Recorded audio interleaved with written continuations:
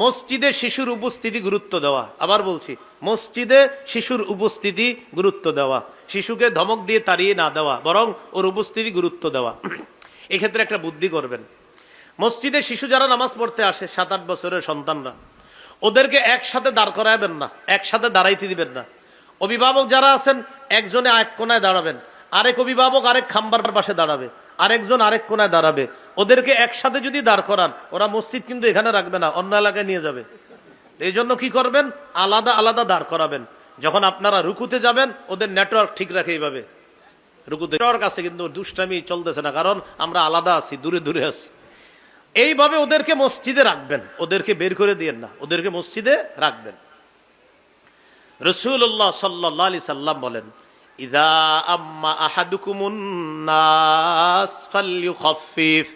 নবী বলেন, তোমাদের কেউ যখন মানুষের ইমামতি করবা, তখন 4 শ্রেণী মুসল্লির প্রতি লক্ষ্য রেখে নামাজটা একটু সহজ করবা। বলেন তো ইমাম সাহেব কয় শ্রেণীর মুসল্লির প্রতি লক্ষ্য রাখবে? 1 নাম্বার, ফাইন্না ফীহিমুদ দাঈফা। ও ইমাম সাহেব, মুসল্লিদের মাঝে দুর্বল মানুষ আছে, ওয়াল মারিদা, মুসল্লিদের মাঝে অসুস্থ ব্যক্তি আছে, ওয়াস-সাগীরা, মুসল্লিদের মাঝে শিশু আছে, ওয়াল কাবীরা, মুসল্লিদের মাঝে বৃদ্ধ আছে। 4 শ্রেণীর কথা নবী বলছেন। 4টি দুর্বল শ্রেণী আপনার পিছনে আছে।